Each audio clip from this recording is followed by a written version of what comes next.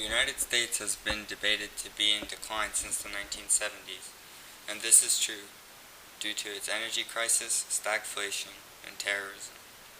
The United States might have been considered one of the most powerful countries after World War II, as it was considered to have conquered Nazi Germany and bring itself out of a depression and into a booming economy. Though America was prospering in the 50s, it was obvious by the 1970s that the world superpower was in decline. Once an embargo was placed on the United States from the Organization of Arab Petroleum Exporting Countries, its oil price soared to almost $12 a barrel from a previous price of $3. Afterwards, the United States fell into a similar problem when in 1979 the United States delayed production of oil led to a shortage crisis during the midst of the Iranian Revolution.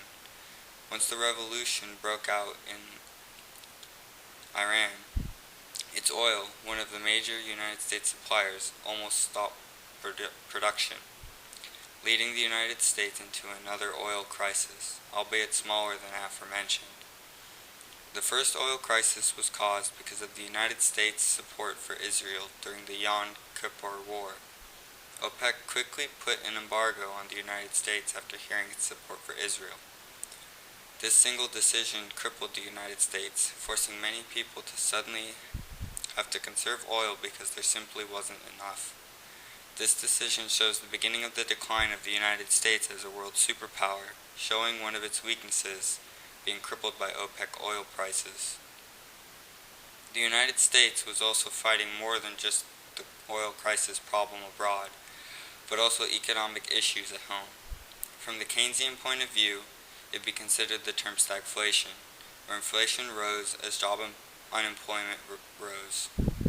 Stagflation is considered one of the most detrimental states an economy can be in. In a healthy economy, if inflation was rising, unemployment would fall, and vice versa. The period of stagflation is an obvious indicator that the United States economy is not healthy. The oil crisis in 1973 did not help this situation either, but made it worse.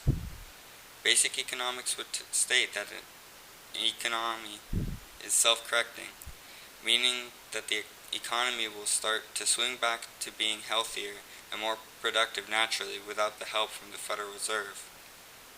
But this is not the case. As president of the time, Richard Nixon increased federal budgets, which further devalued the dollar. Jimmy Carter took office in 1977 when unemployment was 7.4% of the United States workforce. He took office with a program that spent the Federal Reserve's money to expand the money supply. Consequently, this program made inflation soar to 13.3%, and by the end of the 1970s and into the 80s, unemployment had hit an almost all-time high of 10.8%. If America was really the strongest country as debated, it should not let its leaders play with its economy in hopes that one solution may work out. Lastly, terrorism against the United States. With a country that always shows off its military might, why is the fact pervasive that it can't protect its own people?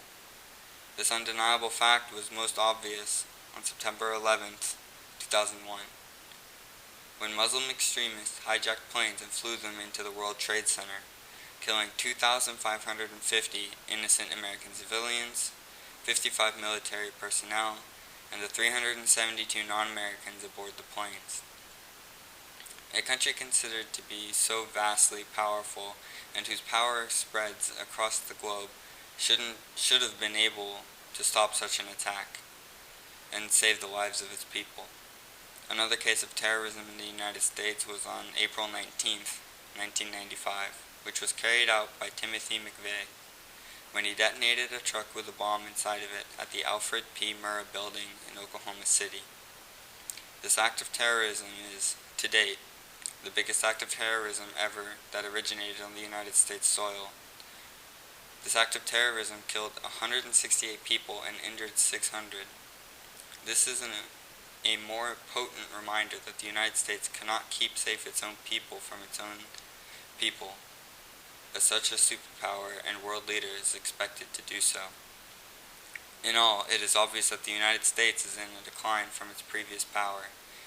With its ability to easily be crippled because it cannot produce enough energy to meet its people's needs, its troublesome economy that is falsely inflated and kept afloat by the Federal Reserve, and its lack of regard and sincerity for the lives of its citizens.